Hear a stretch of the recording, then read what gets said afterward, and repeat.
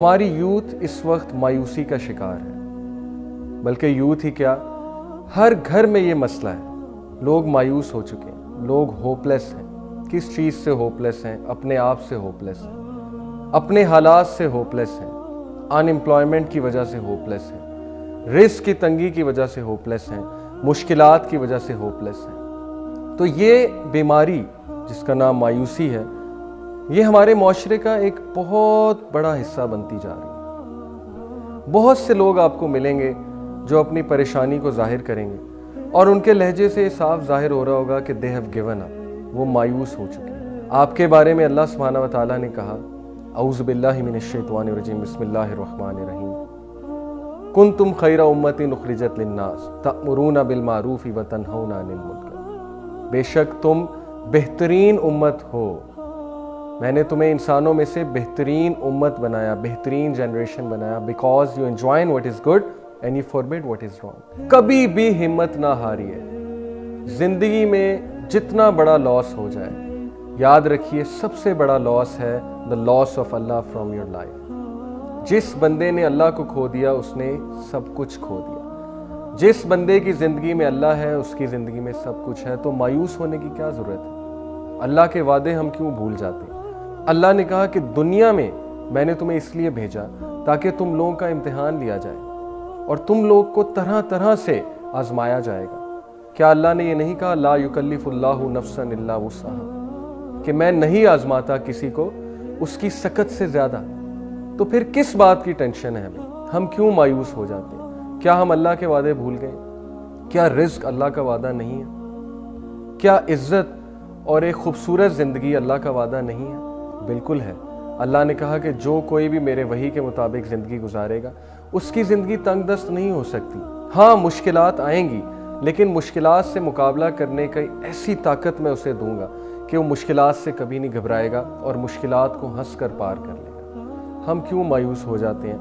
ہم کیوں بھول جاتے ہیں کہ اللہ رب العالمین الودود ہے؟ وہ ہے جو انسانوں سے انکنڈیشنل محبت کرتا ہے، بغیر کسی کنڈیشن کے۔ انسان چاہے جتنا مرضی گناہگار ہو جائے، اللہ رب العالمین اس کا انتظار کرتے ہیں، اللہ رب العالمین اس کی راہ تکتے ہیں۔ حلیۃ الاولیاء میں یہ واقعہ صحیح سند کے ساتھ موجود ہے۔ کہتے ہیں کہ بنی اسرائیل میں ایک نبی تھے، اور اس قوم میں ایک بہت ہی بدبخت شخص تھا۔ وہ شخص اتنا بدبخت تھا کہ اس نے کوئی گناہ نہیں چھوڑا تھا، یتیموں کا مال کھایا کرتا تھا، زنا اس نے کیا، شراب پیا کرتا تھا، قتل و غارت کیا کرتا تھا، ڈکیتی کیا کرتا تھا۔ لوگ اس سے اتنا تنگ تھے کہ لوگ اس سے جان چھڑانا چاہتے تھے۔ انہوں نے اس دور کے نبی کو کہا کہ اس شخص کو دور کہیں پھینک آتے ہیں زنجیروں کے ساتھ باندھ کے۔ اس نبی نے ان کی بات کو ایکسیپٹ کیا۔ ان سب نے اس شخص کو پکڑا، زنجیروں میں جکڑا اور دور کہیں جا کر پھینک آئے۔ کچھ عرصے بعد اس نبی پر اللہ تعالیٰ کی وحی آتی ہے۔ اللہ تعالیٰ اسے کہتے ہیں کہ اے میرے نبی، میرا ایک ولی فوت ہو گیا اور تم نے اسے غسل بھی نہیں دیا۔ نبی کے پیروں تلے زمین نکل جاتی ہے کہ مجھ سے پتہ نہیں کتنا بڑا گناہ ہو گیا، مجھ سے کوئی کوتاہی ہو گئی کہ میں اللہ کے ولی کو غسل نہیں دے پایا۔ نبی نے کہا اللہ تعالیٰ مجھے بتائیں وہ شخص کہاں ہے، میں ابھی جاتا ہوں۔ اللہ تعالیٰ نے کہا وہ شخص فلانی جگہ ہے۔ نبی اپنی قوم کو لے کر اس جگہ پہنچے تو ہکا بکا رہ گئے یہ دیکھ کر کہ یہ تو وہی بدبخت شخص ہے جسے ہم نے زنجیروں میں جکڑ کر یہاں پر پھینکا تھا اور اس کی اب موت ہو گئی، تو اللہ تعالیٰ اس کو اپنا ولی کیوں کہہ رہے ہیں؟ نبی نے اللہ تعالیٰ سے سوال کیا کہ اے میرے رب، یہ شخص ولی ہے؟ اس شخص سے تو ہر انسان تنگ تھا۔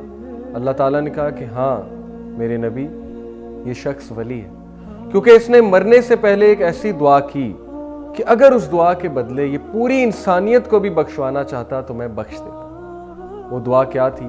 اس شخص نے مرنے سے پہلے کہا کہ اے میرے رب، اگر مجھے سزا دینے سے تیری عزت بڑھتی ہے تو مجھے سزا دے دے، اور اگر مجھے معاف کرنے سے تیری عزت نہیں گھٹتی تو مجھے معاف کر دے۔ اللہ تعالیٰ کہتے ہیں اے میرے نبی، یہ دعا اگر اس دعا کے بدلے یہ پوری انسانیت کو بھی بخشوانا چاہتا تو میں پوری انسانیت کو بخش دیتا۔ ہم کس بات سے مایوس ہوتے ہیں؟ اللہ تعالیٰ اتنے رحمان ہیں، اتنے رحیم ہیں، اللہ تعالیٰ کے ہاں امید ہی امید ہے۔ زندگی میں ایک چیز چلی گئی تو دوسری نعمت ہمارا انتظار کر رہی ہے۔ ہم کیوں اپنے آپ کو پنش کرتے ہیں؟ اللہ بے شک ہم پہ ظلم نہیں کرتے، انسان خود اپنے اوپر ظلم کرتا ہے۔ ہم کیوں مایوس ہو کر بیٹھ جاتے ہیں کہ ہم کبھی تبدیل نہیں ہوں؟ عبداللہ بن مسلم کا آپ کو واقعہ سناتا ہوں۔ یہ شخص ایک شرابی، کبابی اور متکبر شخص تھا، اور اس میں بالکل حیا نہیں تھی، بہت ہی بے شرم انسان تھا۔ اس کا کام تھا سٹریٹس میں بیٹھ جانا اور عورتوں کو تکنا اور ان کو چھیڑنا اور آوازیں کسنا اور شراب پینا۔ یہ اتنا بے شرم تھا کہ یہ سب کے سامنے شراب پیا کرتا تھا۔ ایک بار یہ شراب کے نشے میں دھت تھا تو مدینہ کی گلیوں میں اس نے دیکھا کہ ایک شخص گدھے پر بیٹھ کر آیا اور اس شخص کے ارد گرد تمام لوگ جمع ہو رہے ہیں اور وہ اس شخص سے سلام لے رہے ہیں، اس شخص کو بہت عزت دے رہے ہیں۔ اس شخص کو بہت اشتیاق ہوا کہ یہ شخص کون ہے۔ بے شرمی کی حالت میں اور نشے کی حالت میں وہ ان کے قریب گیا اور لوگوں سے پوچھا کہ یہ شخص کون ہے۔ لوگوں نے کہا یہ شخص امام الشعبی ہے۔ اس نے کہا امام الشعبی کون ہے؟ لوگوں نے کہا یہ شخص محدث ہے۔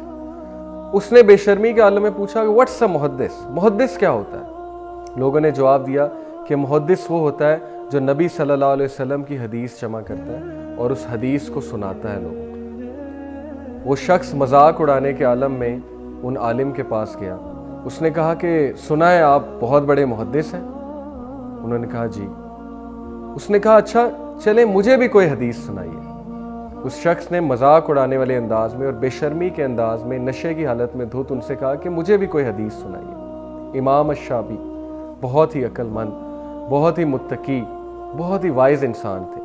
انہوں نے سچویشن کو خوب پرکھا اور انہوں نے اس شخص کو ایک ایسی حدیث سنائی جس حدیث نے اس شخص کی زندگی ہمیشہ کے لیے تبدیل کر دی۔ امام الشعبی نے کہا کہ میں آپ کو رسول اللہ صلی اللہ علیہ وسلم کی ایک حدیث سناتا ہوں۔ وہ حدیث یہ ہے کہ رسول اللہ صلی اللہ علیہ وسلم نے فرمایا کہ جب تم شرم نہ کرو تو جو چاہے کرو، جب تم حیا نہ کرو تو جو چاہے کرو۔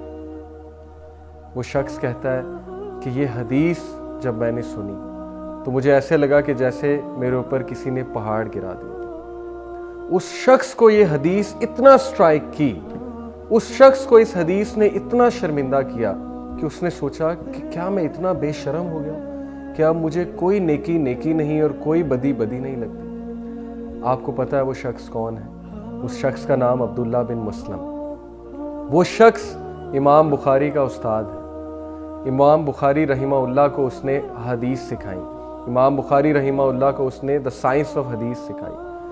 سوچئے وہ شخص گلیوں میں آوارہ پھرنے والا، شراب پینے والا، زنا کرنے والا اور کتنے ہی گناہ کرنے والا، وہ شخص ایک حدیث سن کر تبدیل ہو جاتا ہے، اور ایسا تبدیل ہوتا ہے کہ وہ امام مالک رحمہ اللہ سے جا کر علم سیکھتا ہے اور اس علم کو پھر پھیلانا اپنی زندگی کا مقصد بنا لیتا ہے۔ ہم کس لیے مایوس ہوتے ہیں؟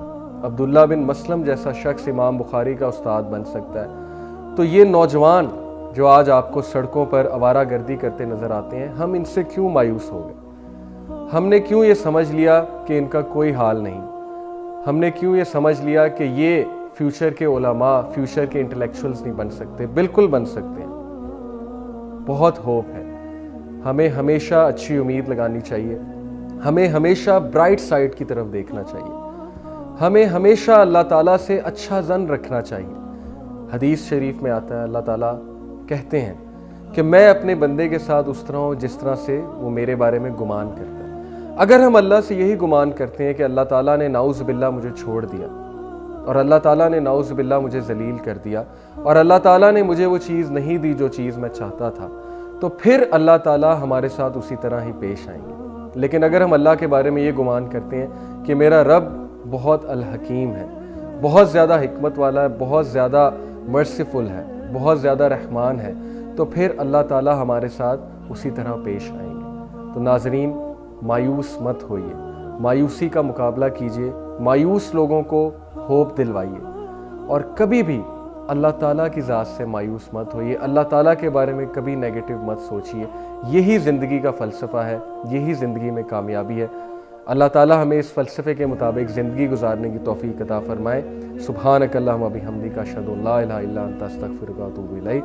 والسلام علیکم ورحمۃ اللہ وبرکاتہ۔